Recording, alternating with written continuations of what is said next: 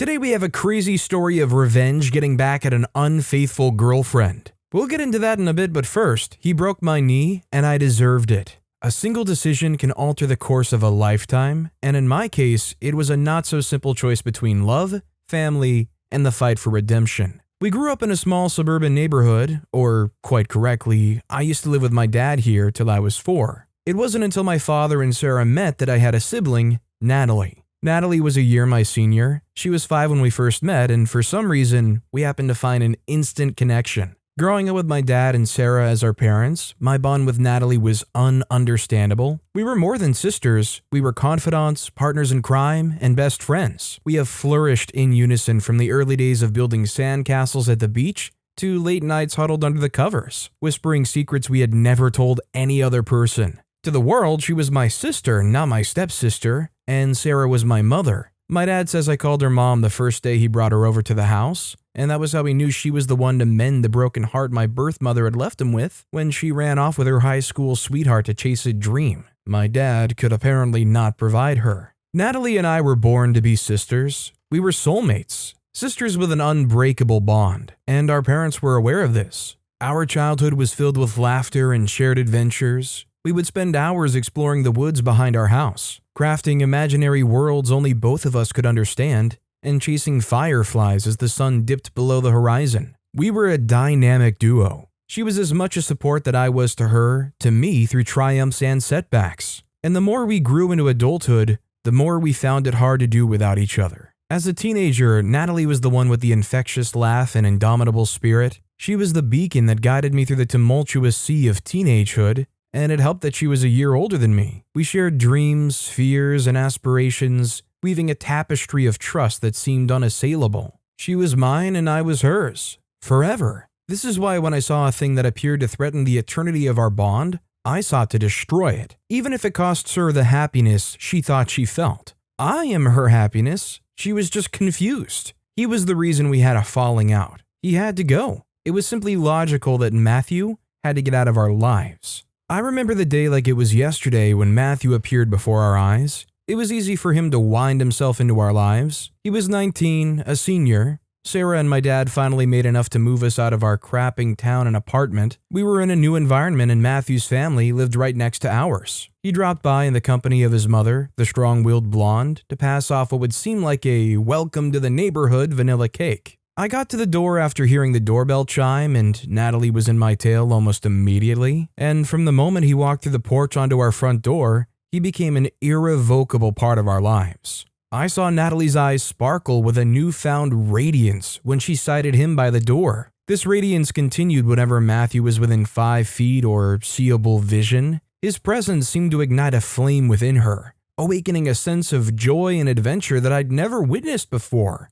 It was as if he held the key to unlock the depths of her heart, drawing her closer with each passing moment. I became pissed. Over the days, they seemed to find a quick footing almost instantly. That was our thing. She claimed he made her feel alive, like she was finally being seen by someone. To be fair, he had this charisma to him, perhaps it comes from being a senior. I couldn't quite place it, and aside the fact that he was drop-dead gorgeous, he had good wit and a genuine curiosity for others. But it wasn't just for Natalie. He pulled his move on the whole of my family. Impact on our family was undeniable. He seamlessly integrated into our daily routines, joining us for family dinners, game nights, and impromptu adventures. His laughter filled our home, breathing an air of excitement and vitality into our once familiar spaces. For a while, I became a stranger in my own home. Despite my initial reservations and flickers of envy, I couldn't help but be drawn to Matthew's energy. His presence brought a fresh perspective to our lives,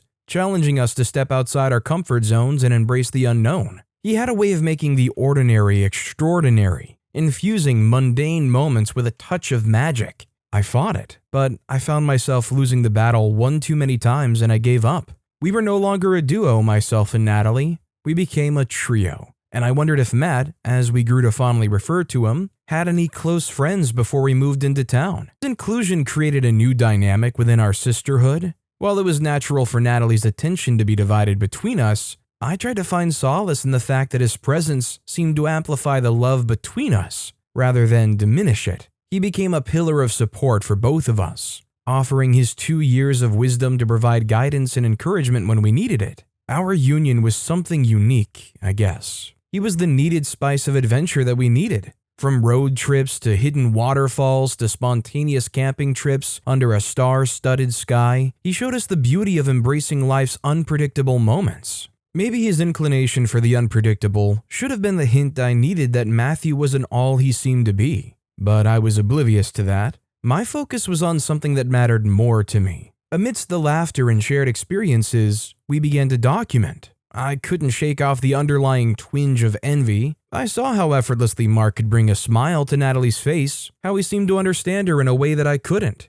It was an internal battle, wrestling with my own insecurities and the fear of being left behind. It wasn't that serious, just knowing that she would find no use for me in the coming weeks. She would begin to leverage Matt's presence and the vibrant color he added to our duo. At first, it didn't matter much to me, at least not until that day by the pool of Matt's house. The scorching summer sun beat down on us as we sought refuge in the cool embrace of the pool. Laughter echoed through the air as Natalie, Matthew, and I reveled in the carefree moments that summer had bestowed upon us. Little did I know that this seemingly idyllic day would forever alter the course of our relationship. As the heat intensified, I volunteered to fetch refreshing drinks for our trio. Excusing myself with a smile, I left them by the pool, completely unaware of the fact that I would be the center of the conversation that would unravel in my absence. The sound of splashing water echoed in my ears as I made my way back to the poolside from the kitchen. It was then, with a drink in hand, that I overheard Matthew's voice,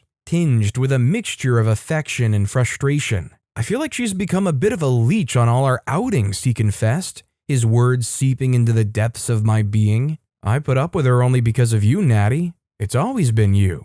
Natty. He called her by the nickname only I was allowed to call her. But of course, that wasn't enough undoing to my soul. I felt my heart shatter as I heard my sister's response. Her voice tinged with agreement. "I know, Matt. Sometimes it feels like I'm always responsible for her. If it weren't for my mom marrying her dad, I doubt we would even be friends." The weight of those words crashed over me like a tidal wave, leaving me gasping for air. Each syllable struck a blow to my already fragile self-esteem. How did I become a burden, a hindrance to the very person I loved the most? I was a pain to my sister. Matthew's words had stuck an irritation within me, but Natalie's words sliced through my skin. And when I saw them kiss, the hurt was piercing. At that moment, I felt abandoned, discarded as an inconvenience in their lives. Just as I'd always known would happen, I was overwhelmed with questions, doubts, and a gnawing sense of inadequacy. As I made my way back to the pool, clutching the drinks in trembling hands, a heavy silence settled over us, and I wondered if they thought I overheard their words.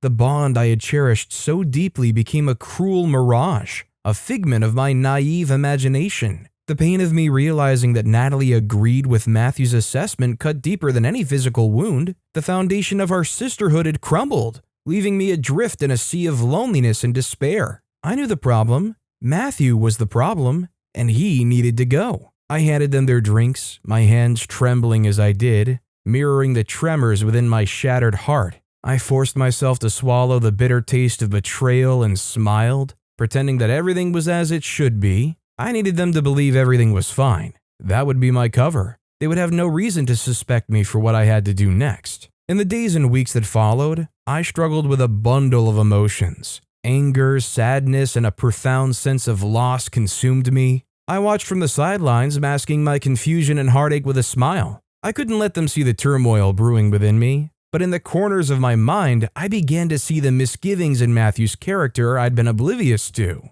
I couldn't shake the feeling that something felt off about him. With each passing day, I quietly gathered evidence of Matthew's questionable behavior and inconsistencies. Late-night conversations with strangers and secretive phone calls. It was as if the mask he wore in public was slowly slipping, revealing a different side of him to me. I began to understand why he hung out with us more, why it felt like he had no friends before we moved into town. It was all because he had a different life, a life Natalie would not be pleased with. I had him. I had everything I needed to get him out of our lives. I could get my Natty back. That Friday night, Natalie had just returned way after curfew from a party with Matt, one that I wasn't invited to, as expected. I mustered the courage to have an honest conversation with her. I shared my concerns, gently exposing all of the things I'd found out. I wanted her to see it for herself. I needed her to make the connections of Matthew's dark side. Initially, my words were met with resistance. She defended him, every one of the misgivings,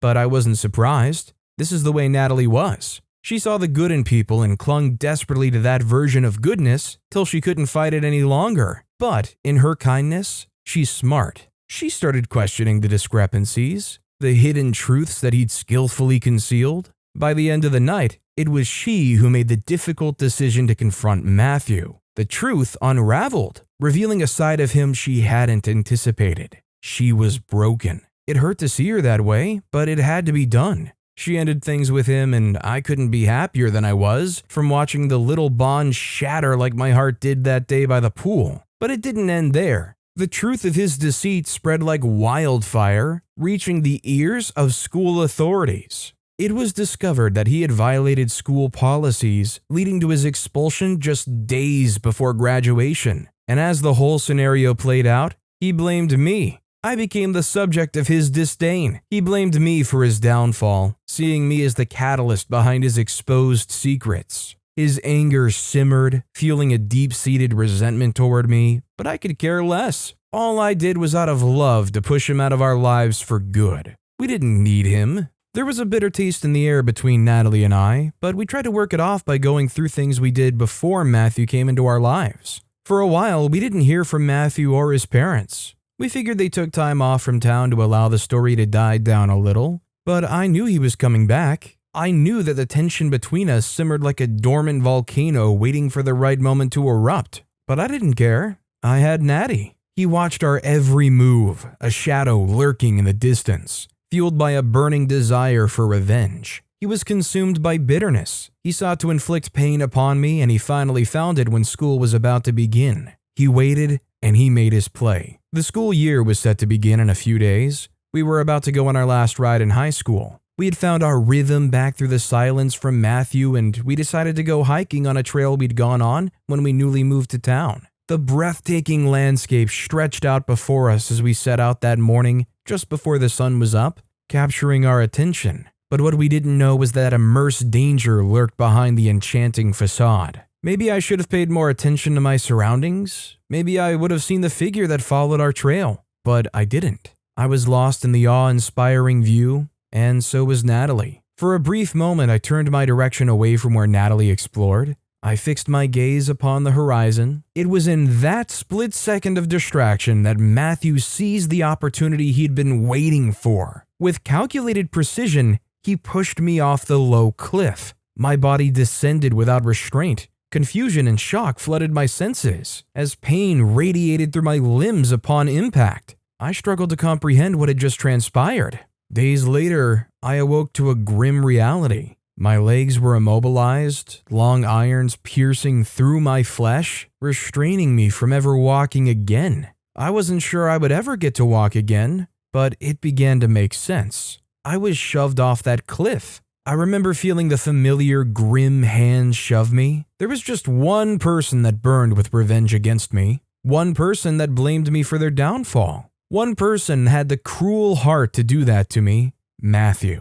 I had paid a high price to protect my sister, and I would do it all over again. And as I lay on the hospital bed, one statement played in my mind. Well played, Matt. Well played. Now, if this all truly went down, I think both OP and Matt here are way too invested in whatever Natty's got going on. I don't know how perfect this person is, but it did not need to go this far on either side. That said, our next story is, I got back at my unfaithful girlfriend. You know those story tropes where someone meets another person they initially like, and then later realizes someone else has much more to offer, and so it becomes a game of respect and restraint? Yeah, I think we've all probably been there, at least I certainly have been. And sadly, I was on the receiving end. Before I get into how that happened, you need to know how it all began for me. I had just gotten into university as a quirky and quite simply oblivious teenager whose main purpose was trying to enjoy his newfound freedom the best way he could. So I got around quite a bit trying to get involved in a lot of activities to see where I belonged. Many of the experiences were short-lived, however.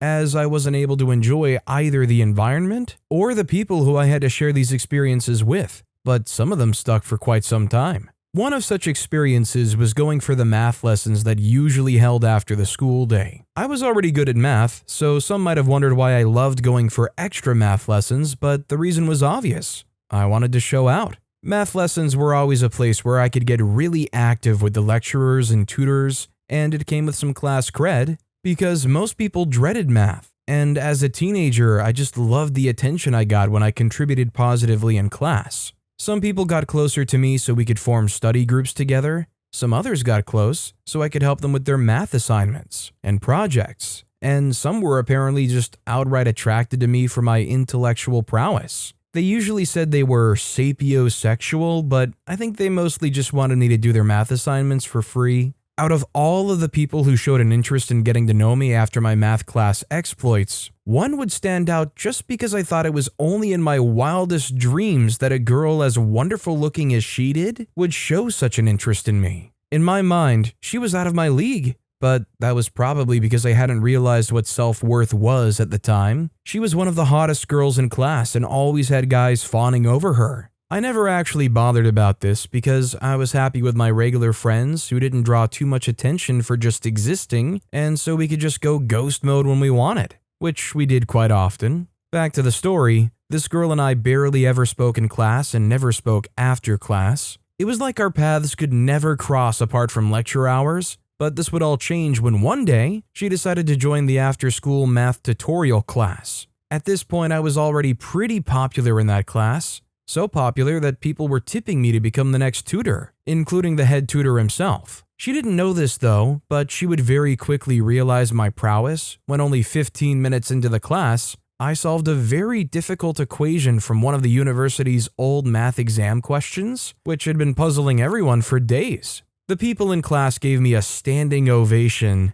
and I think my street cred went up by at least 100 points after that. After the tutorial was over, I heard a voice call out to me, so I turned to see who it was, and there she stood in all her glory, the prettiest girl in my class. I was too smitten to even grasp all of what she said, but I could at least pick out the compliments she made, and at the end, she asked for my number. Yes, she basically made the first move. When I got home, she called me and I picked up after some hesitation. Then she told me she would love to sit beside me in class the next day, and in my mind, I was going, "Whew, it's actually happening." I was about to get my chance. The next day came and I got up early to prepare for class. I pulled out some of my best clothes and made sure to look and smell extra fresh for my first unofficial date with the prettiest girl in class. When I got to class, I sat close to the front row because I wanted to be extra attentive just in case I had to show off. I got there early enough so I could secure some space, and she could sit beside me whenever she came, and she arrived not too long after.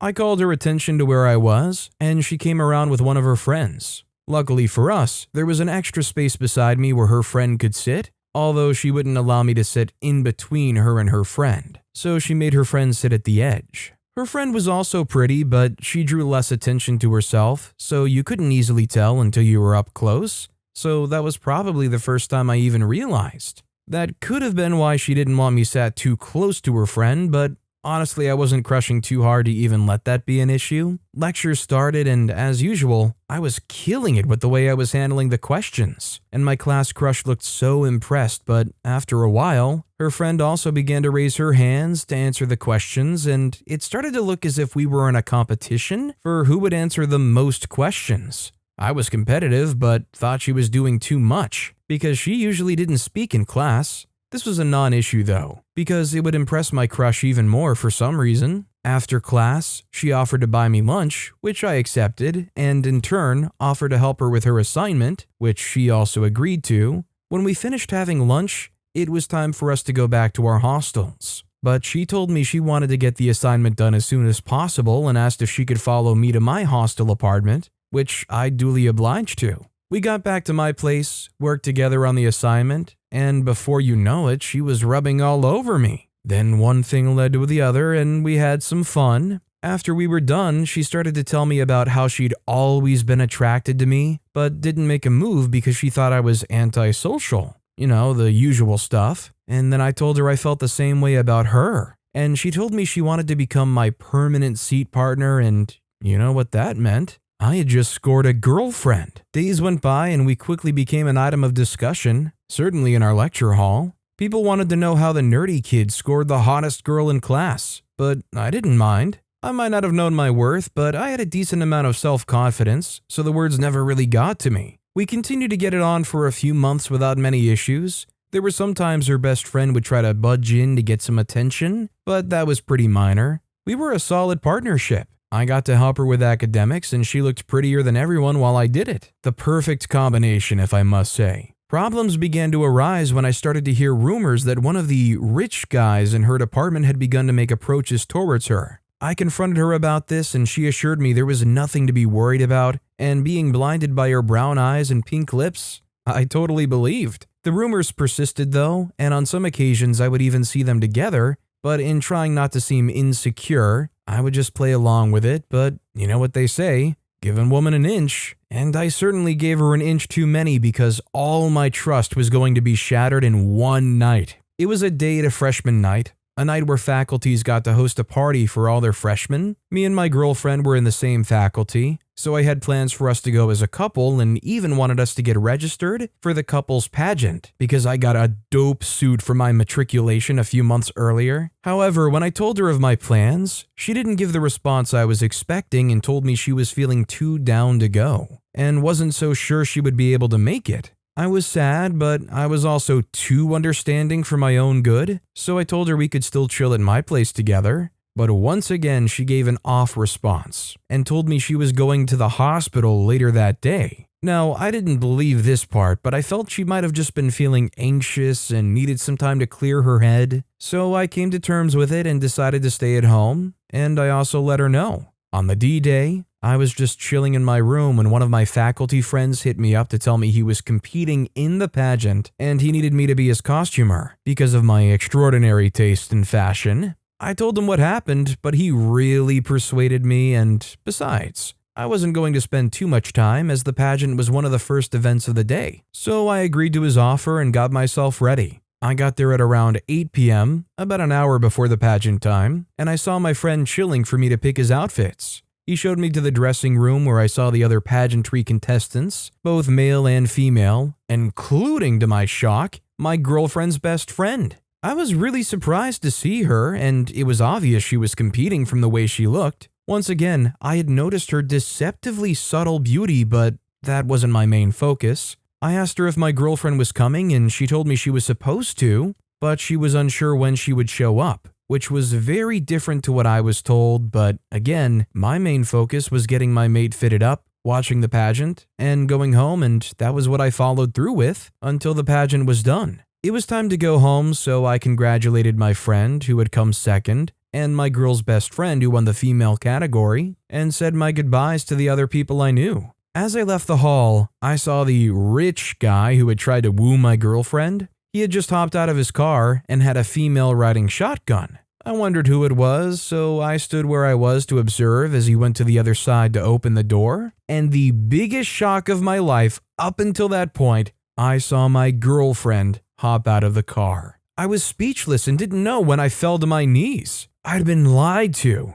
To make matters worse, every doubt I was having to lie to myself that it was a harmless date was quashed when they began to hold themselves intimately as if to tell the public that they were a thing. I didn't confront them partly because I didn't like public altercations and mostly because I was too shocked to even speak. So I just found a way to leave away from their line of sight. I didn't call her when I got home that night because even though I was mad, I was still empathetic and felt I would have been ruining her night with such a call, so I decided to confront her in person the next day. When we finally met up, I told her what I'd seen, and instead of her coming clean, she began to act up, accusing me of lying about not going and spying on her. I was truly shocked that all of this was coming from her mouth. But again, I said nothing. She continued to gaslight me and told me that my nosiness was going to ruin what she had with the rich guy. Apparently, she was just using him for the free stuff she got. This truly infuriated me that she would shamelessly say all those things to my face, and it was at that point that I realized what I needed to do was to even the score. Days went by and she began to get withdrawn from me and her core of friends. She also had a big fight with her best friend, and that was when I decided to take advantage. As you probably know by now, I'd always found her best friend attractive, but was unable to make a move because of our relationship. But now I finally had the chance. I coincidentally met her best friend over lunch one day, and we got to talking about our relationship with who she called her best friend, and we really spilled some tea. We both found out that she was very disloyal and always loved to be the center of attention without caring how it affected those around her. Now, I wasn't really into gossip, but seeing how she spoke with so much vigor really put me into a trance. And before you know it, I was holding her hands to tell her we'd both be fine, and to my pleasant surprise, she didn't move her hands away. I knew I was in. We started to talk more often from then on, often away from the line of view of my still girlfriend, and began to get more intimate. But months went by and I hadn't exacted my revenge yet because I was waiting for the right moment to strike, and my chance would finally come. My girlfriend had continued to see the rich guy from our faculty all this while, even though we hadn't officially broken up. At this point, I'd lost most of my feelings, but was just playing along for the optics, and only my closest friends knew what was going on. One fateful day, during the second semester, she would run crying to me, and when I asked her what had happened, she told me that the rich guy had abandoned her for another girl, and that she was so sorry for disrespecting me. Nothing she said had moved me. I was already planning to make her feel worse, but I didn't let her know this, so I just consoled her as she cried and also promised her a dinner date that night to make her feel better. Later that evening, I hit up her best friend and invited her over. When she got to my place, I began to confess my feelings for her, and to my greatest joy, she told me she felt the same way. So I told her to go home and get dressed because I was taking her out on our first official dinner date. You see, I told my girlfriend that the dinner date was set for 8 p.m. and that she should get there before me because I had a surprise for her, but I told her best friend to get set for 8:30. So when it hit 8, my girlfriend began to call, and I told her she could order whatever appetizer she wanted, that I would be with her shortly and would come with my surprise. She sounded excited then, but she wasn't going to be excited in a few minutes when I stepped into the restaurant with her best friend, looking like a super fly couple.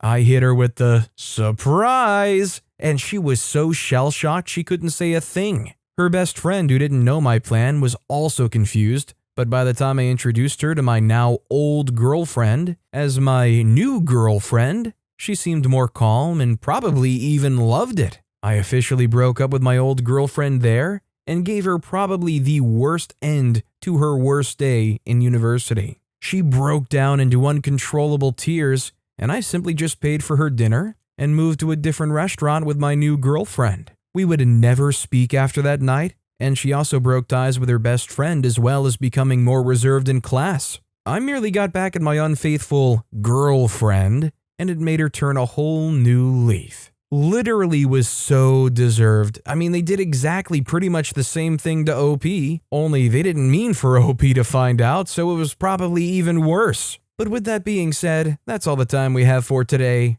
Now, if you want to hear another absolutely crazy revenge story, check out that video on the left. Or if you missed my latest video, check out that video on the right. That said, I'll see you all next time with some more stories.